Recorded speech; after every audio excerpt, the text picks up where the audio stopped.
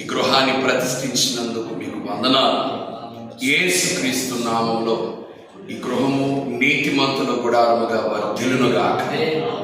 అబ్రహాము, ఇస్సాకు, ఇజ్రాయేలు, యోసేపు, దావీదు, అకుల, ప్రిస్కిల్లల గుడారాల దీవెన ఈ బిడ్డలు, ఈ కుటుంబం తరతరాలు అనుభవించుదురుగాక.